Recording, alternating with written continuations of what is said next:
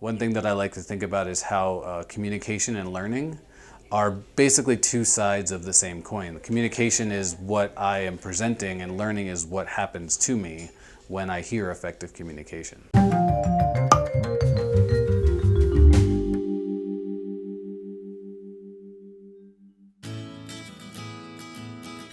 So effective communication has three components. It's relevant, engaging, and organized. Engaging communication, basically your job is to figure out ways to get your audience to engage with you. And that can be as simple as asking questions. In order to have a relevant communication, you really need to focus on meeting the audience where they're at and figuring out what their needs are. So being organized is all about being prepared and also having strategies for different scenarios, different audiences, making sure that you can kind of think on the fly and improvise while also being able to stick to the strategy that you came up with. So flipping the triangle is all about having a better communication. They typically talk about the background first, then they go into supporting details, and then they'll probably get to the results or conclusions, but usually time runs out and you don't really get to that. So we kind of think of that as like an inverted triangle.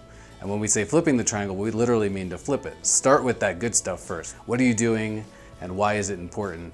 And then using that as a springboard once you get your audience hooked to get into the nitty-gritty stuff, the background information and the supporting details that you really, really want to talk about. One of the goals with flipping that triangle is, one, you kind of meet the audience where they're at immediately and you get to those, like, why do they care? So for instance, if you're writing a grant, you really want to tell them, like, this is why I should be funded and this is the importance of the research. A lot of times people think that there's just those who are doing science and then there's the general audience. But there actually is no such thing as the general audience. And really knowing your audience is all about understanding what drives your audience. And there's two components of that. There's, the things that they want and the things that they need, but then there's also what's their motivation and what are the things that drive them? What are their values? When you think about values, it's stuff like family, personal life, work life, things that they're unavoidable in everybody's life.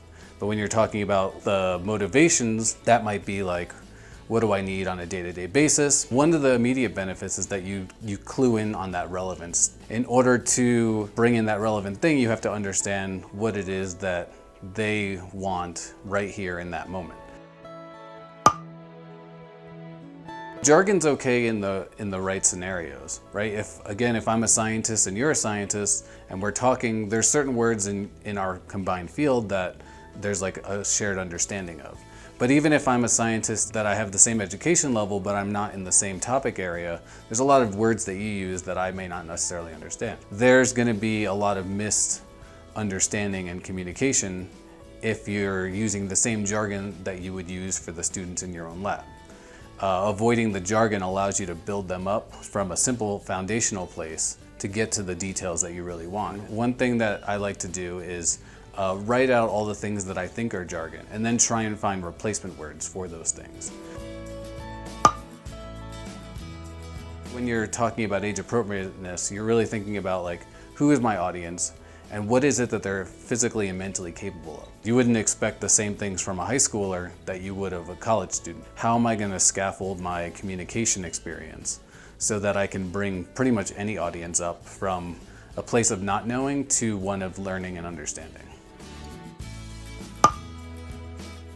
So one of my favorite techniques is to practice my elevator pitch. Basically write down everything you can possibly think of that would convey your topic in about 30 seconds and try and fit it onto a single post-it note. That'll really force you to throw out the things that don't support your main point, and then being able to have other elevator pitches for different scenarios really gets to the organizational aspect and really hones in on the relevance and engaging parts of it.